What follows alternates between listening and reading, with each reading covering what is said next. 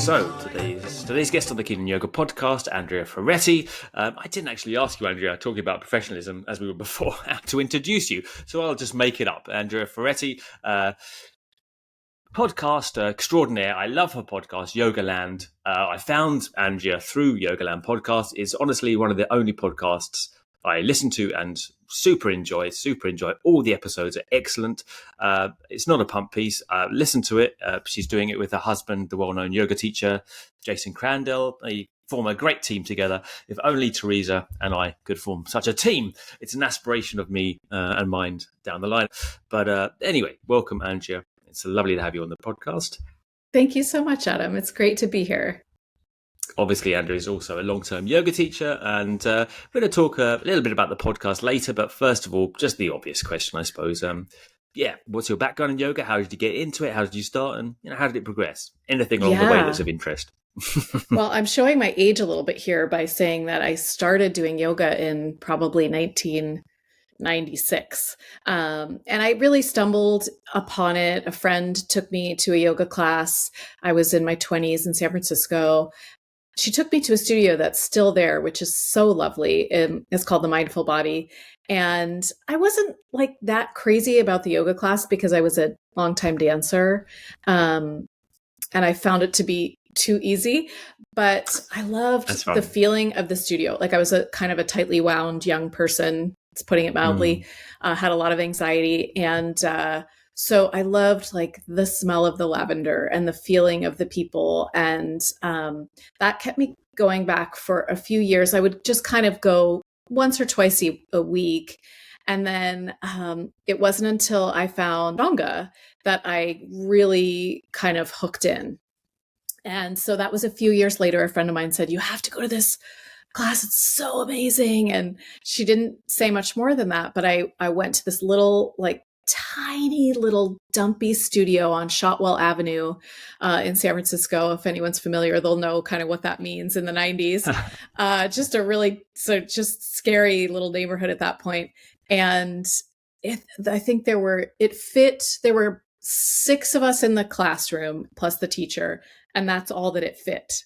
And I didn't know I'd wandered into a first series class, and it was at night, so it wasn't MICE or anything, but I wandered into a first series class. So everyone knew what they were doing. And I was just going this way and that, like turning and looking, but I loved the challenge of it.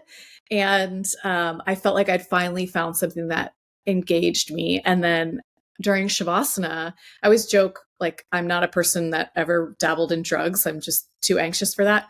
But during Shavasana, it was I felt like, oh, this must be why people do drugs. Like I had like a complete hallucination of like, but it was lovely. It was just a really, really deep feeling of connection to the cosmos. It was pretty wild.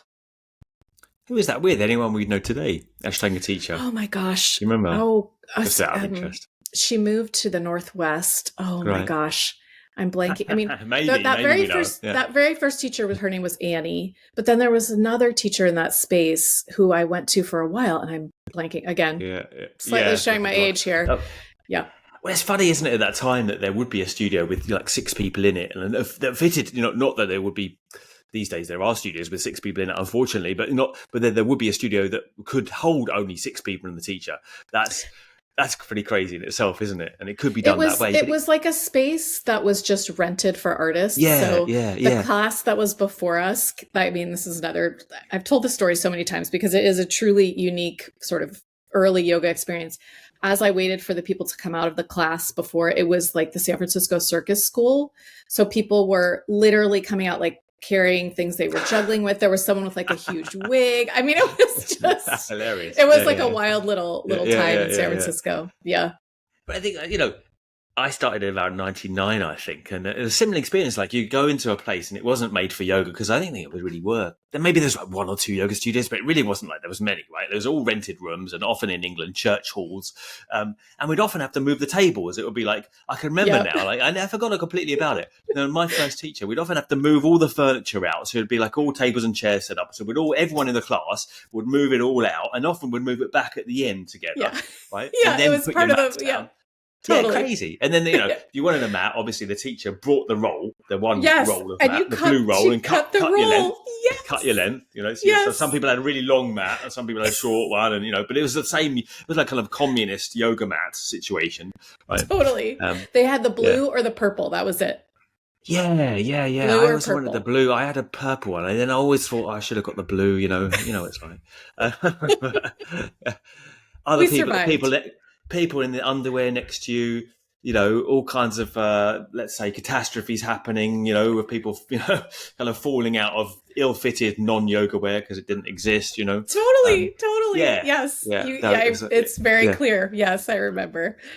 That was my start too. So we had a similar start. It sounds like. Yeah. Nice times. And obviously, some things have improved, and some things maybe have gone downhill. And then like where did you go from there? So obviously, you did stick at it at a certain point, right. And you had some Ashtanga, and then in the end you found yourself for Yoga Journal. And I forgot to mention, Andrea wrote for Yoga Journal for many years. And most of you all know Yoga Journal. We had Judith Laster on, in fact, on the podcast previously. So do you want to kind of like give that part of your history? Sure. There to Yoga Journal. I mean, it was actually kind of a straight line. Like I went to that Ashtanga class. I got really hooked. I found a Mysore studio. I started doing Mysore, and that was sort of when I realized my .com job was just, I'd been working for a .com for about 5 years, and I was really burnt out. And so I did what so many of us did at that time, which is I quit my job and I just did a yoga teacher training. And I did it with Sarah Powers, and she was very different from an Ashtanga teacher. So I just learned a lot from her. She had been an Ashtangi for a long time, but at that point she was doing a lot of meditation and yin. So I was introduced to meditation, which was really life-changing for me. And then that program was, you kind of dabbled in different things. So she brought in a Vini yoga teacher. She brought in an Iyengar teacher, Lisa Walford. She brought in Little for Anatomy. We did Anusara. So that was when I was introduced to so many more different styles. And that just kind of opened my world a little bit. I also had a pretty bad sacroiliac injury from doing so much Ashtanga and not knowing enough about my body at that point. So I was really looking for different modalities. And toward the end of that training, a job came up at Yoga, and I just lobbied for that job so hard. I felt like it was what I had always wanted to do. I'd always wanted to work in magazines. So when I moved to San Francisco, I ended up, the .com that I worked for was like an online magazine, and we produced a lot of magazines online. So when that job came up at Yoga Journal, it was just like, this is meant to be. And I was just really fortunate. I think I was fortunate that I had just completed my teacher training. So I had the yoga background, I had the publishing background, and that was that. So while I was at Yoga Journal, there was a lot of encouragement to practice with lots of different teachers, just so we could know about different styles in the magazine and ask people different kinds of questions. And so that was like the heyday when they had their on-site, they had conferences all over the country. Yeah. In Colorado and New York. Important to mention that you were actually in offices there, right? So there was kind of like because it's in San Francisco. I assume it's based in San Francisco. Yep. So there's a kind of engagement with a fellow, kind of community around there at the time, I'm sure. Yeah, absolutely. So I just was able to, for years, travel to these different cities and different conferences and meet all of these different teachers and study with them and get to know them. And it was incredible. We did kind of know at the time what a great heyday it was, but looking back now, it's even more like, oh man, that was a really special time. A really special time. Yeah. It is. It's easy to be nostalgic, I think. As you know, I suppose. Yes. So we have to keep moving forward, don't we? But what I mean, during that time, what are your biggest take homes from studying with all these different teachers? You mentioned Sarah Powers. You've had her on the podcast as well. Tyus Little. I've always tried to get him on the podcast. Haven't managed it yet. So you're exposed. I can reach out to Tyus for you. Yeah. Yes. Get him on. Get him on. We'd love to have him. He's wonderful. You kind of had this massive exposure to all these, and obviously Anusara and John. Another matter. Whether we get him on the podcast, I don't know. But you've had this exposure. Where do you stand? Like after all of this, like where did the cards land exactly? Well, I would say I felt so fortunate. I got to forge some really amazing, special relationships, and that I think is what prompted me to start. Part of what prompted me to start the podcast myself is that conversations, specifically the people who were just so special to me. Two of them are gone now, but Mattia Zarati, Sally Kempton. I worked with Sally Kempton for a year editing her. I worked with Mattia on a lot of different pieces. Cindy Lee was incredibly special to me. And then, so those were actually Sean Korn was a really special person to work with. I loved these people. I learned so much from them. I was young and impressionable and trying to figure out life and trying to glean some wisdom. And I used to get to sit with them on the phone for as long as I wanted because they wanted to do interviews and stories for Yoga Journal. And I got to ask them about life and yoga, and it was incredible. That's not to say, I also did get to see behind the curtain. And so I got to see that they were normal, real people that had their own foibles and flaws. And so that was good too. It definitely wasn't hero worship, which I think can really happen in the yoga world. I think a lot of transference and looking up to teachers as gurus. And that's not where my philosophy lies. So I got to see some of the just human side. I mean, I got to see an editor got hung up on once by a teacher who just didn't want to talk, just didn't want to answer a question about something. I dealt with people who would be fussy about a line in their bio, an entire story would come out. And then let's say a copy editor would change one thing in their bio and they would have a little tantrum on me, things like that. I mean, normal things happen. So it was very both. familiar. Let's say I've had that many times. Yeah. With teachers, it was So I got exposure to both sides of the spectrum of wow, I have access to these people, and they have been practicing and studying and just gaining insight for so long, and they were just lovely. Tias is the loveliest person ever. I just adore him and his family. And then, I got to see the human sides as well, which I think was good for my own personal development too. To just realize at a certain point, the insight has to come from within. You can take in all the teachings and learn from someone, and then you really have to sit with it yourself and do the practice yourself and gain that experience and knowledge and insight yourself. That's just my opinion.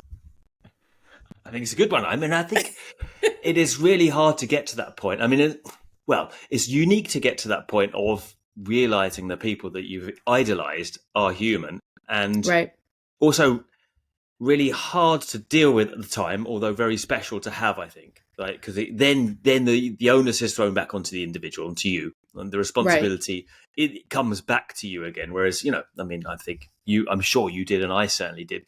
Certain teachers, you build them up so much, and then you have a closer relationship with them, and of course they're just people. Of course they're just people. I mean, some of them are still impressive as people, in many respects, but they're still people, and we're all flawed, And when you realize that, then it does something to your head. I mean, I haven't thought about this enough to kind of articulate it, but it definitely changes your whole relationship with yoga. I mean, it changes it from something which is really kind of a bit woo sometimes, a little bit out there, to something which is a lot more pragmatic and realistic and, down to earth. But it's a hard shift to come down from idealism, because I think we all have a tendency to want to to live in dream world in a way, right? Yogaland. We want someone to, we want someone, right? yeah, So we where want everything someone is to have great. all the Yeah, answers. everything knows the answer, and then it's like, well, what do you do when you realize the teacher is actually a human being, and Right. also, but also a unique and gifted person. Right. I agree. I think it's actually important to have that moment, because so many people, when they have that moment, it's like they throw up their hands. Oh, well, yoga's just, it's all fake. And then they quit. Right. And it's like, it's not the teachings. It's that humans are human. And when we forget that, that's just when, anyway, it's things just can go downhill. Yes, things can go downhill. Yes. Talking about other teachers previously, I think giving too much power to the teacher is it's a dangerous situation to put oneself in the modern context, at least. And I don't know whether it ever worked out that well. Maybe it did in India at one point, but we don't know. We weren't living there. So in the current climate, it always seems to end up badly, almost always. So yes, thank you for saying that. That's kind of what I was trying to get to, but I didn't know how to say it. I'm going to say it. One would like to kind of put all one's faith and devotion to the guru, and indeed the guru thing is a big part of the methodology of yoga. Traditionally, it almost defines yoga, but I think in the current context, we have to say that it's just not appropriate to treat an individual like that anymore. Or at least it doesn't work out well at any point that I've ever seen it happen in the recent times. Right. And you're right. Anyway. Context is key. Context is key.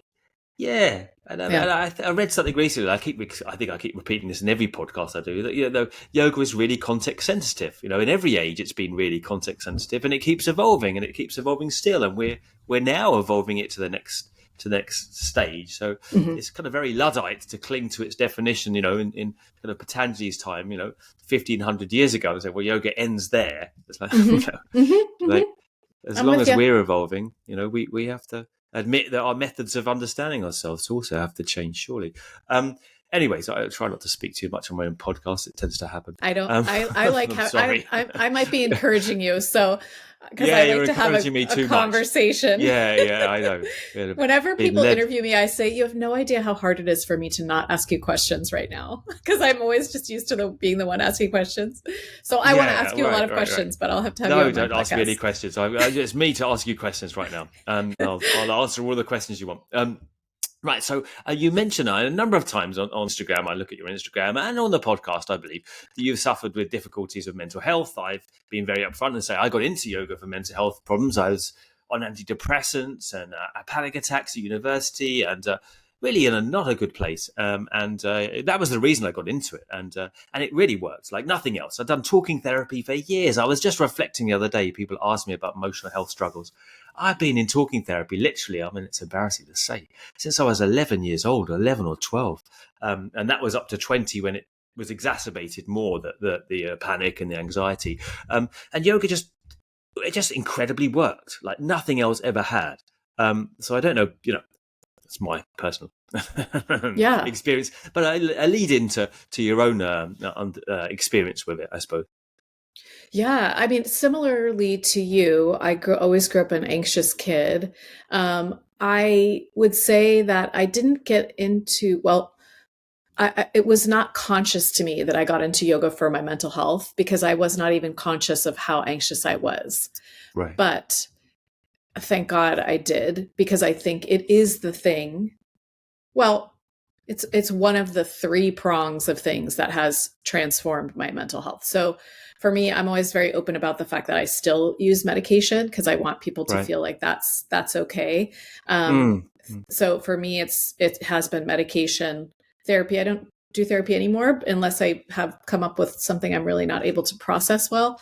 But for a long time, I did talk therapy, and then yoga and meditation. And so I feel like starting yoga was really the beginning of the true healing process.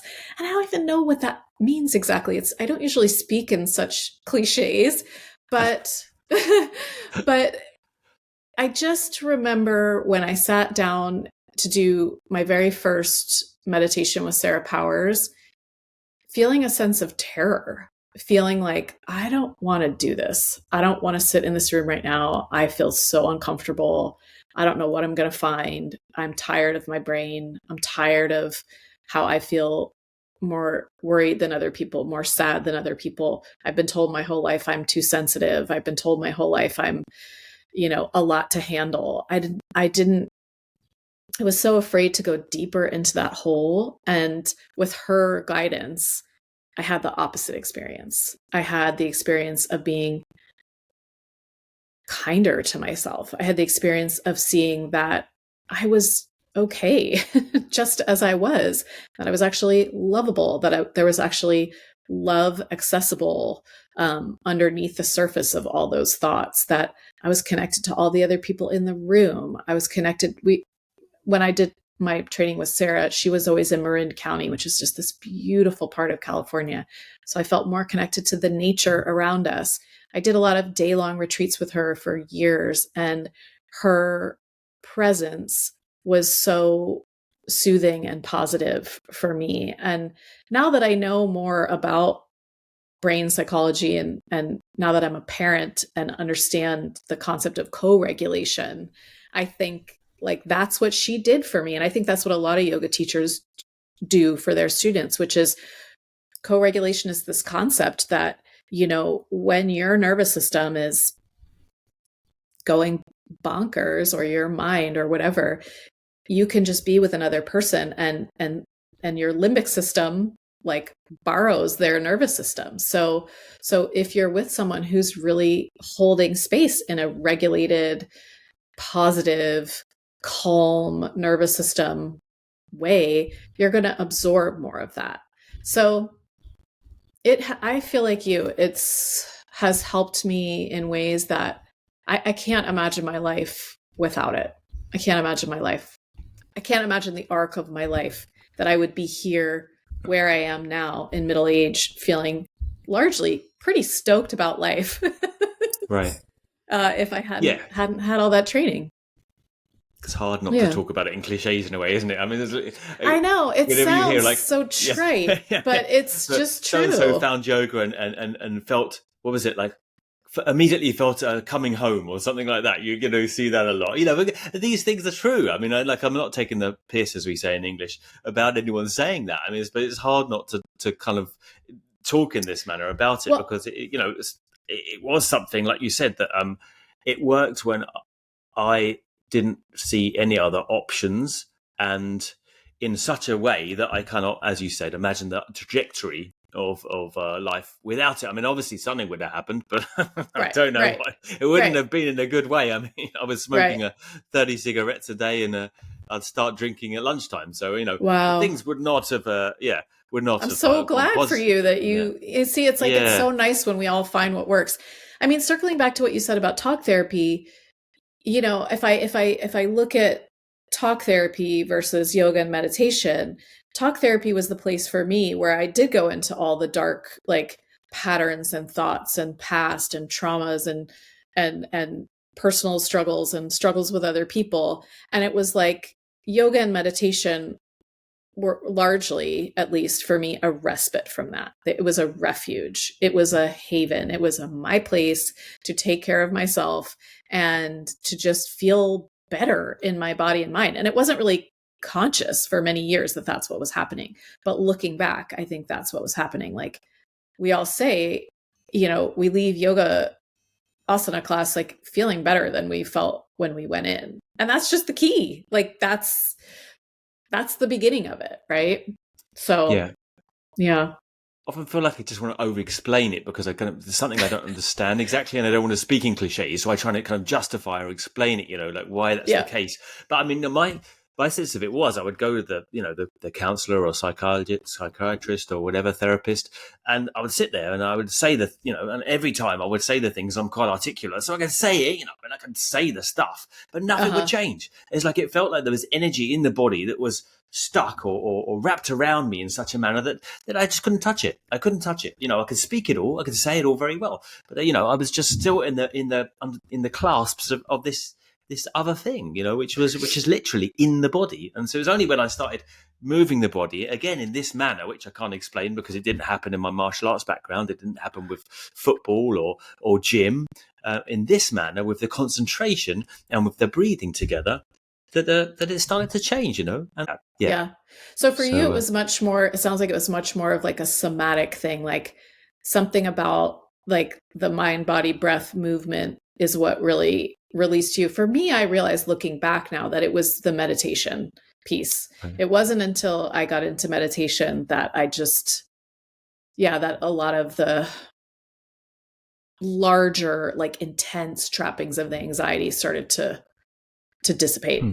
Yeah. I feel jealous. Like, I wish I could say, it was a meditation, but it wasn't. No, I think it's cool that it was the asana. Like, I think it's cool that it was somatic, because sometimes I do feel really trapped in my body, and it's hard. The somatic stuff isn't quite as like effective for me. I guess, that's funny, isn't it? I think that, and looking back, and we've talked a little bit, right? Someone, a key figure in Ashtanga, died this week, Nancy Gilgoff. I don't know whether you heard of her. I didn't know that. She passed away this week. She was a great teacher.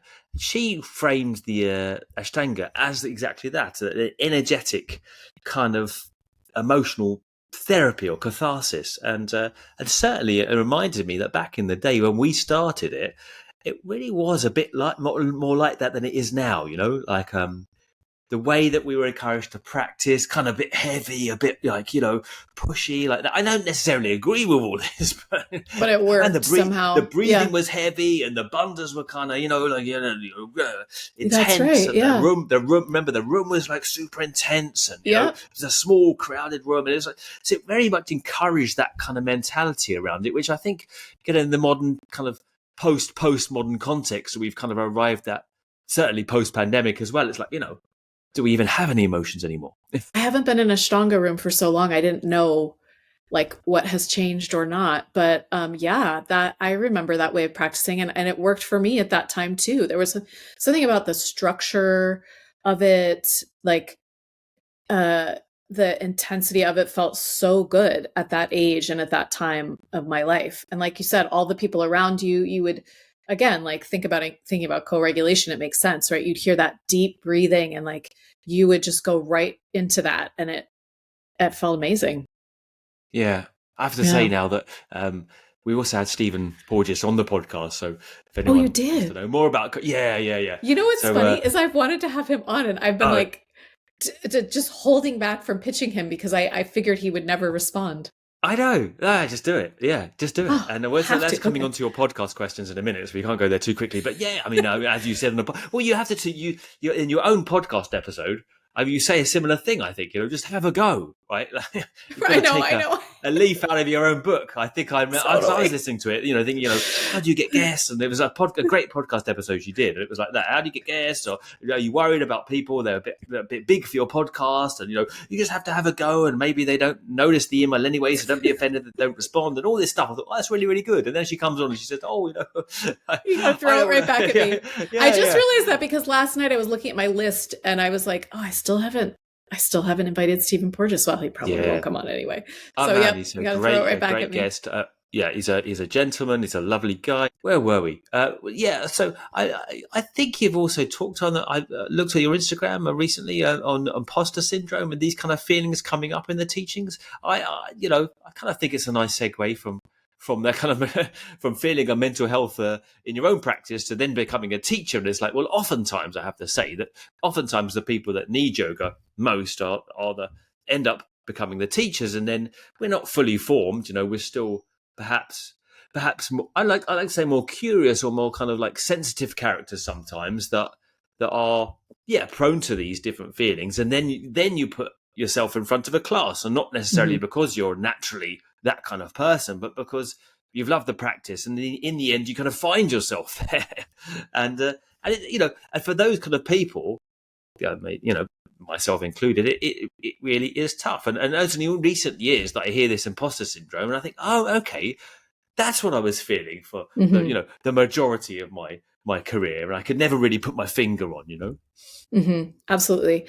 I think it is. Yeah, it's really common. And now that I did a post about it, and I've we talked about it on the podcast, and it's like a topic that gets the most attention in terms of people resonating with it. So I had no idea that it was as ever present for other people as it is. I think there's a few things that I think about. The first is simply treating it with the awareness that you treat other challenges in your life.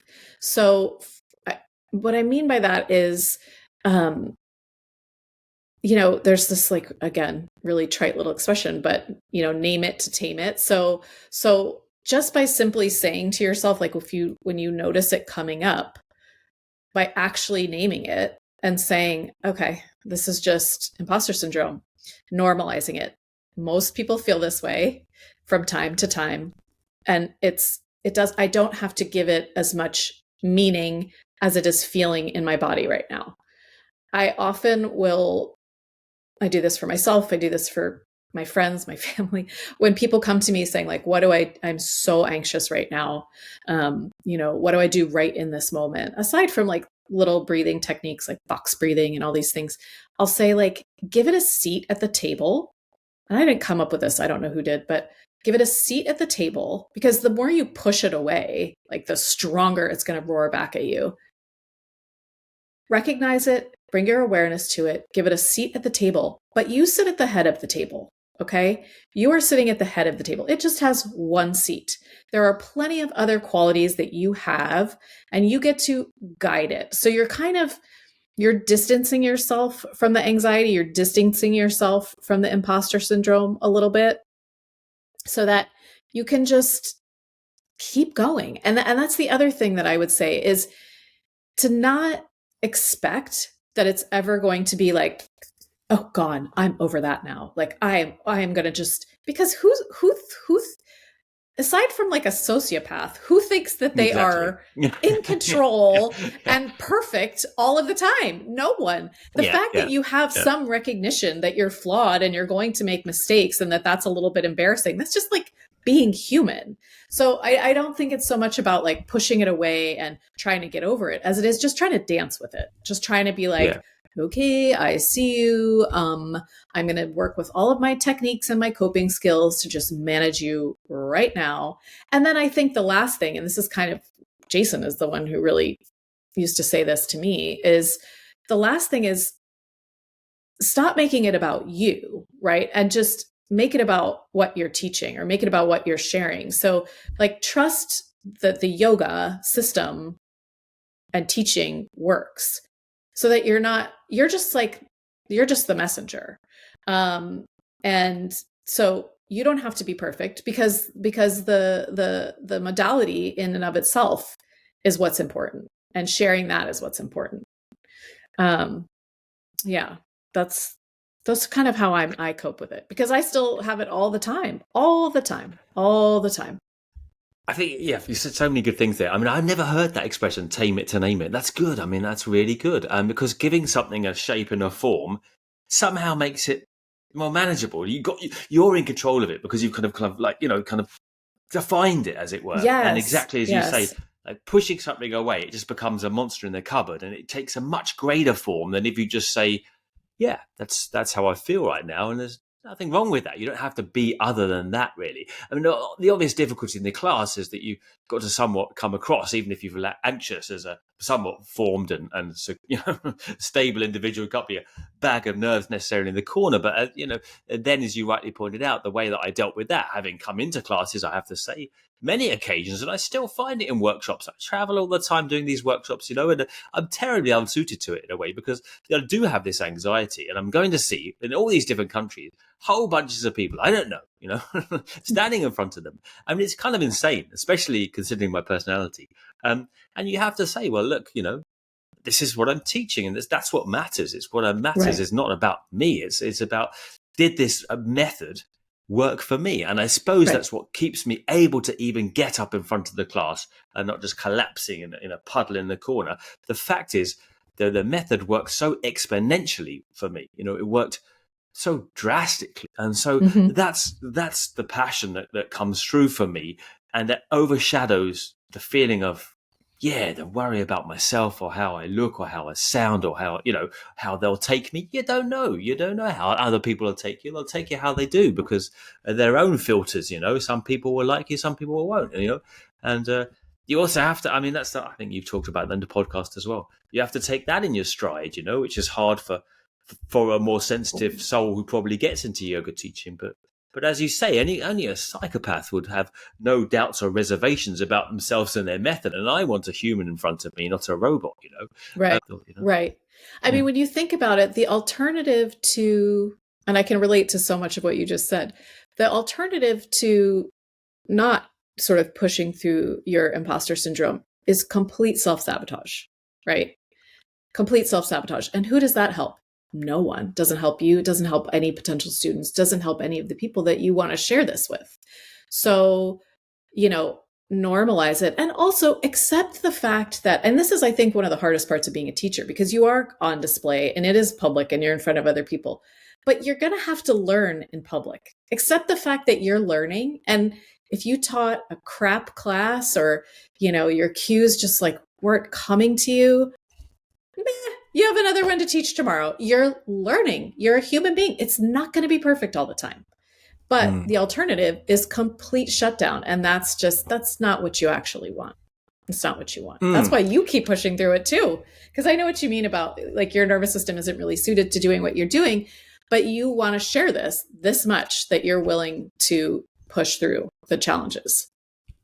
Yeah, and I think the real, we're coming back to the next question actually now, is a role of the yoga teacher. And I think the main role of the yoga teacher really above, because it's, it's teaching, it's relating to other people, it's really interest. I think, more than knowing your stuff, obviously that's kind of useful and, you have to learn that, but you have to have interest in other people. I think that's the kind of the bottom line really, right? Like you have interest and care and some, care for them, that this helps you, even if ultimately we can't, and even the best of empaths, you cannot be in someone else, but you could kind of like assume that, you felt this way and therefore another person could have the yoga and experience yoga in that way. So there's that level of interest and care in the person. That's what keeps me going, I think, because when you say self-sabotage, I have to say it sounds a bit dark, but you kind of think, I could do that. I could completely self-sabotage myself, easily, Totally. But then it's like, why I don't do that, I think is that feeling that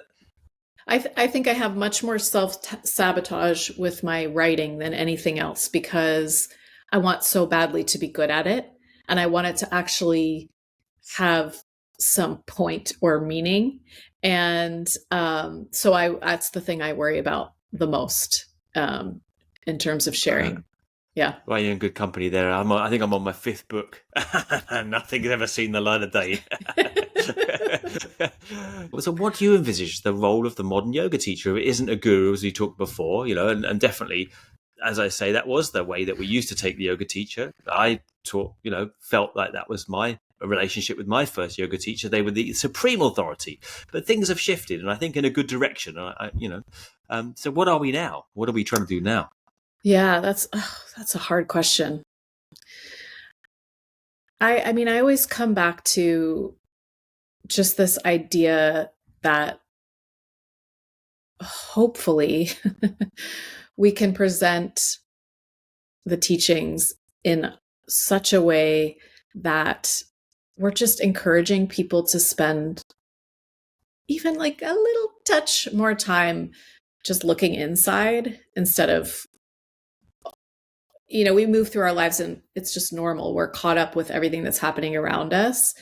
And so we just really lose touch with ourselves. And it can be you can feel so unmoored, right? Like when you're just like moving through your schedule, moving through your day and getting your work done and trying to please this person and that person and organizing this and that. And we just lose touch with ourselves. And so I feel like the one thing that the yoga room still gives people is a sense of quiet and a sense of observing themselves, even if that's just like what's happening to your knee and your big toe right now, what's happening to your breath right now. Those are the means and the methods that we give people to just turn their attention inward. So even if it's not overt to the students, that's one of the main things I think modern yoga can give people that other modalities can't.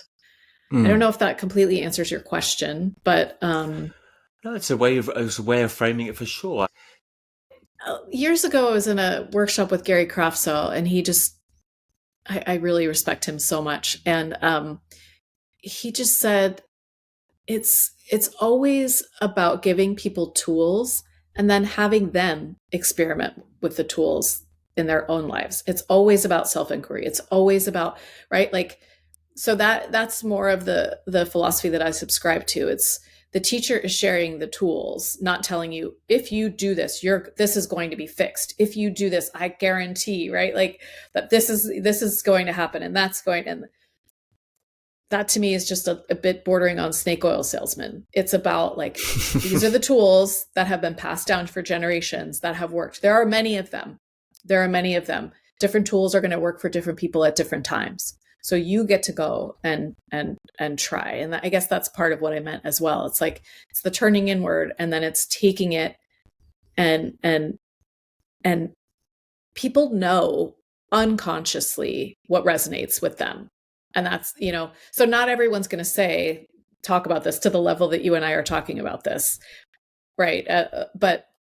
But that's what draws people back to certain teachers, is the tools that they're offering are just working for them in their body or in their mind.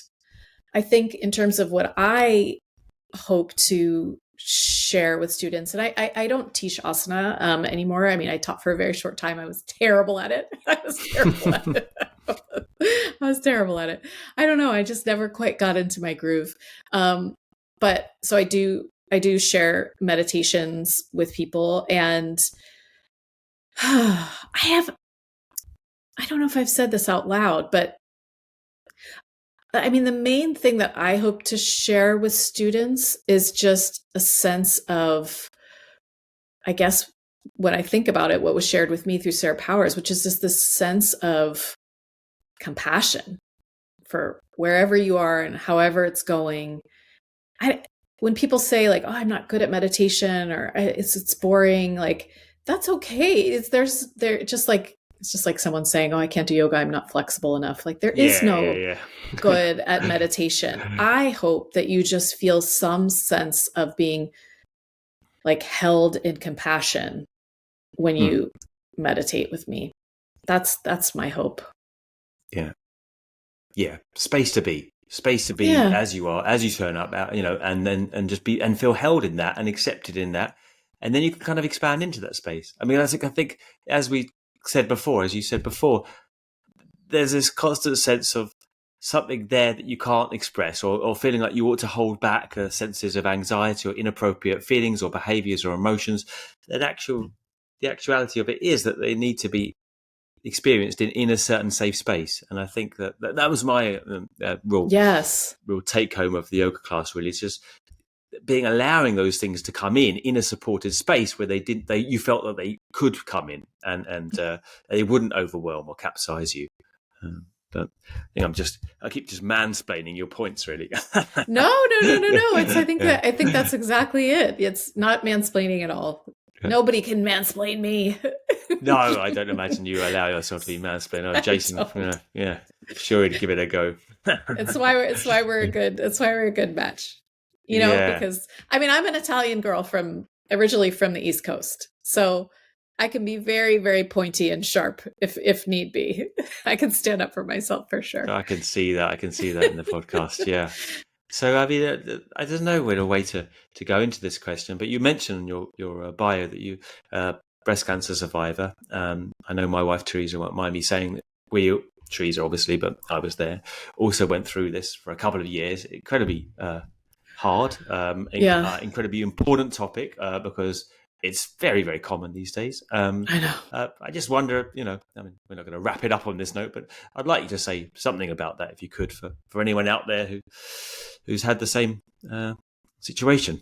Yeah. Yeah. It's well, I'm sorry to hear about Teresa, because I know all of the many women I know who are going through it or have gone through it. We all joke. It's like, it's the club you never wanted to. It's the cool club you never wanted to be a part of. A friend of mine said that to me right when I was diagnosed. She's like, because she went through it as well, and she said, all the coolest people are in it. You just don't want to be a part of the club.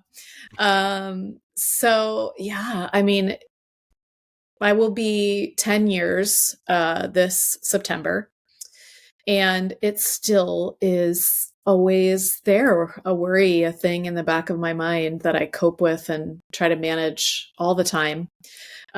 Perhaps try to manage a little too much because I get very controlling about like health and wellness and exercise and supplements. And I do get, I do try to still convince myself that I can control it in some way, because it is, was just the most out of control I think I ever felt. It happened when my daughter was 2. So it was definitely not a time of life that I thought that would be happening. And yeah, I just learned a lot. I don't know what it was like for Teresa, but for me, it really, I would experience like actual physical sensations of my world getting very, very small, and not in a bad way, getting very, very, very laser focused. I would have this like, it was like a reverse spotlight on what was important. And it always just came back to Jason and Sophia, Jason and Sophia, Jason and Sophia. I think it really changed the way I value life. Cause like I said, that like honing in on what was important, I'm much better able to prioritize that and remember that than I think I would have been had I not gone through that. I had a child when I was 40. I had a career. I lived in a city. I was always very much like, I'm going to work after I have my kid. I'm going to continue to have a career. I'm going to do it all. And cancer just made me realize like that quote unquote all wasn't actually that important. Yeah. It just wasn't. I think that one thing most people decide is that they're going to make some life changes, and usually slowing down, and just taking care of themselves and their health more. I mean, obviously it's physical, but as people do more investigations, it also seems to be related to emotional stuff as well, and stress, etc. And we definitely made changes from that point. Also, I remember Teresa saying, the main thing I'm worried about is what would you do?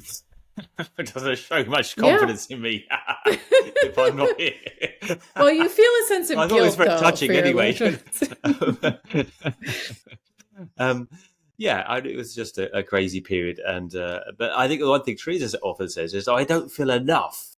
Like I can remember that period, to be grateful. She kind of often says this. I don't, when she's getting stressed about things, I don't feel enough that I ought to remember that period. Yeah. There's a woman named Emily McDowell. She's a writer. She came up with these. She went through lymphoma when she was in her 20s, and she has a Substack if you want to go look her up. She's a great writer. And she ended up coming up with a line of greeting cards based on cancer, and they're hilarious. Like, you've probably seen them. They're really funny. Right. So this greeting card company, I'll send you a link when we get off. It grew and it grew and it grew, and it became huge. And she finally just sold the company, and she writes on Substack now about how it's just very ironic that her cancer diagnosis, which slowed her down, got her out of her traditional job, helped her start this cancer greeting card business, then took over and became like an unimaginably stressful thing to manage this company. Right. Unimaginably. When she was writing about it, I was like, oh my God, this sounds horrible.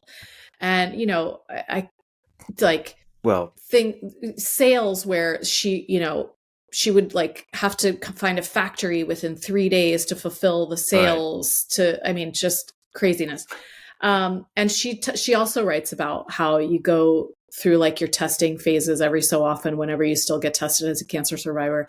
And for like And if you get a good test back for like 3 to 5 days, you are literally like on top of the world. You're the most grateful person for every blade of grass, every sip of water, every look from your loved one. And then you go back to normal life. So I can relate to Teresa saying that. I mean, yeah, I don't live in some dream world, but I'm at least, I think I'm a lot more appreciative now than I was at that time. Yeah. Yeah. Did it change your practice in any way, or is there anything else? Yeah, it did actually. I think it did. It changed. I right after. So I'm not. My doctors have always been very strict about like the number of exercise minutes in a week. So I started to pay attention to that, first of all. Right after when I was in recovery, I practiced more intensely than I had practiced in probably 10 years because it felt so good to be able to do that. And I started doing a lot more cardio and strength training, and that has remained. So I would say like I really was strictly a yoga practitioner for most of my 20s and 30s. And now I'm just much more blended with like functional fitness, yoga. It's hard to fit it all in, but I think you're not alone there at all. Yeah. There's so much more to say, I think, on that. I mean, we'll put the link in the show notes below to the cards and everything. I mean, I think you've got to see that it also does create huge shifts and within that opportunities as well. Like, I mean, it changed you a lot, I'm sure. I mean, changed Teresa, although often she feels that she can't be grateful enough.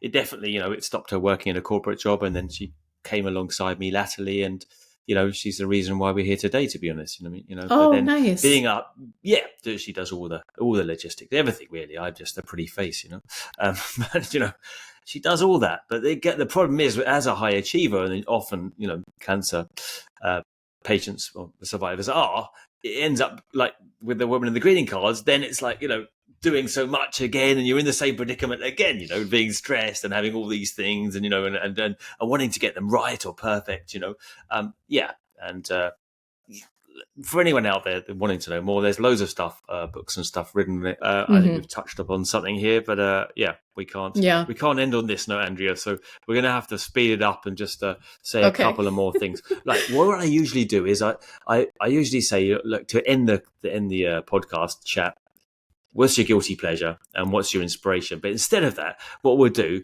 is we'll do a quick fire on your podcast instead. Right. Okay. So here's a quick fire. Say, just to end it on a nicer note. Well, okay. A more upbeat note. Let's say quick fire on your podcast. Okay. When did you start it? I started it in 2016, 8 years ago. Okay. And why did you start it? And that's kind of related to, I would say, the cancer diagnosis.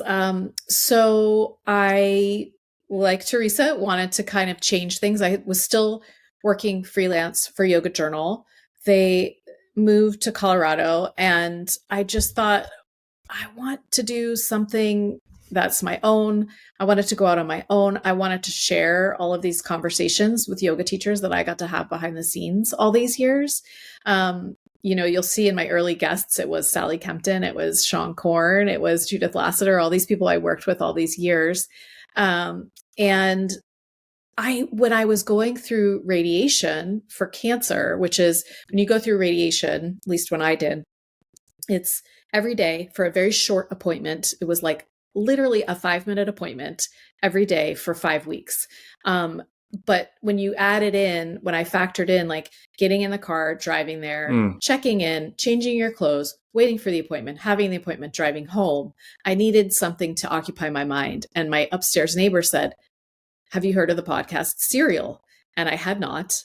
And she was so kind. She downloaded it for me. And I don't know if anyone out there has listened to Serial so long ago, but it was a real page turner of a podcast, cliffhanger. And so for 5 weeks, I listened to the podcast Serial, and I fell in love with podcasting. And so that's kind of how it all came together. Yeah.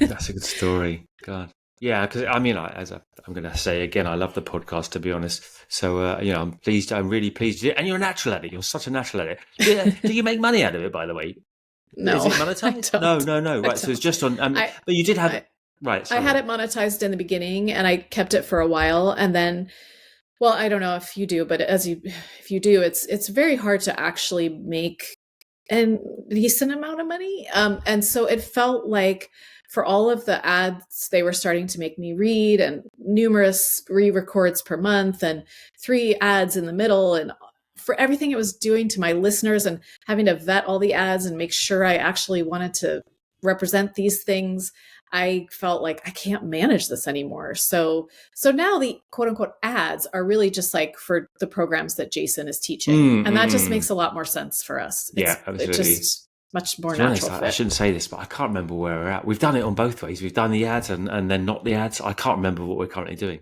But you're right. I mean, we should probably get rid of the ads. They're rubbish. And you make it like 20 quid, we say in English. 20, you make It's nothing, really, so you they're a make waste of nothing. time. Yeah, yeah. Yeah. Yeah. Right. Anyway, what's your favorite episode? Oh my gosh. You actually sent me this question ahead of time and I forgot to. Well, I'm I not. would I'm say sure you had many. I have many. I mean, all my episodes with Sally Kempton. I think I have 2 episodes with Monty because those are just God, my I beloved haven't seen teachers. them. They're Right. kind of far back in the Right. archives, I'm but gonna have a they're look. there. Yeah.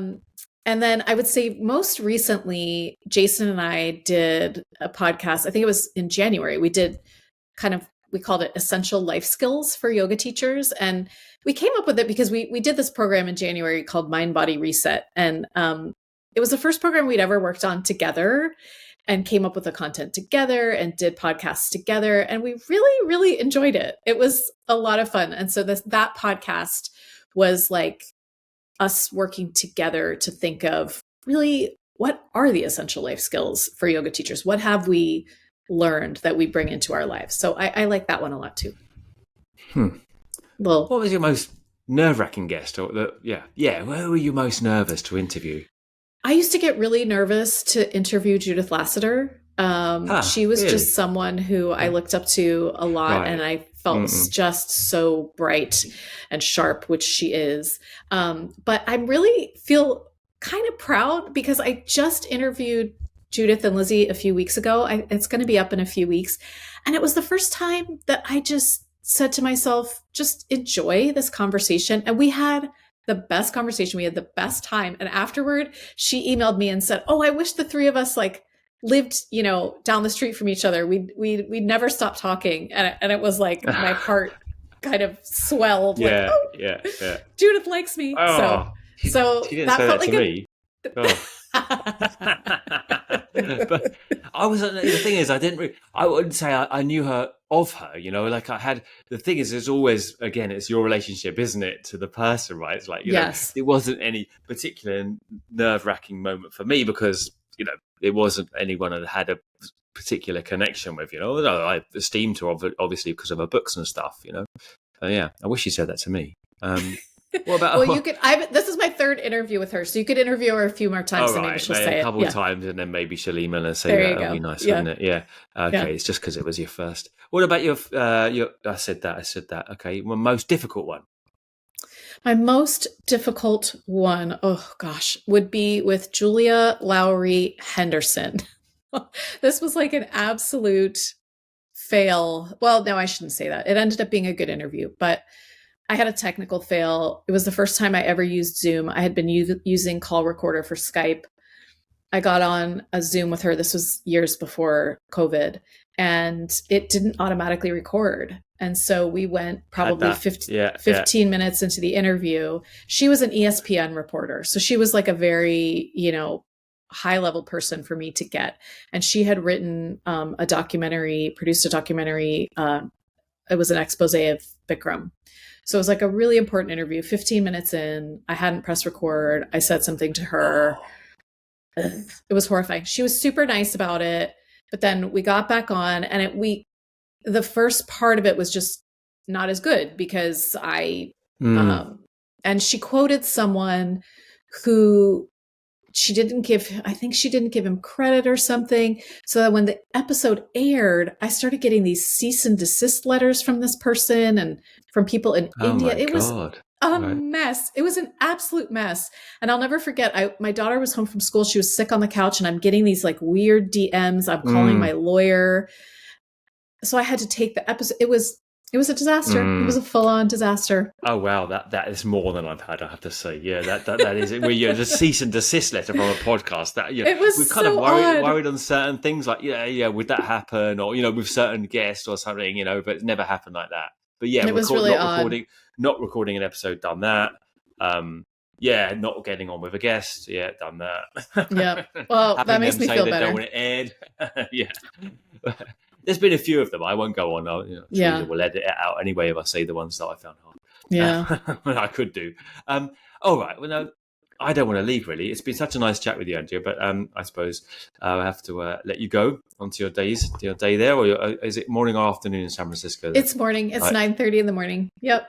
I get so confused with time, right? And also because I'm traveling around, I don't know where I am either. Right. And but you've been living in different places too, so you're probably still getting too many used different to places. all the different back times. To Europe now. Back to Europe and back to it. And I think we'll stay over this way for a while anyway. But a lovely chat with you, and thanks for coming on. We'll put a couple of notes in the bottom. Obviously, links to Andrew's podcast with Jason, Yogaland. Such a good podcast. You've got to listen to it, even if it does means you don't listen to mine. Listen to that one. And really, thank you so much, Adam. Yeah. It was so much fun to talk to you. Yeah. It's been really cool. Take care. Check her out. Check her out on Instagram. We'll put a link below. And thanks a lot. All right. Thank you.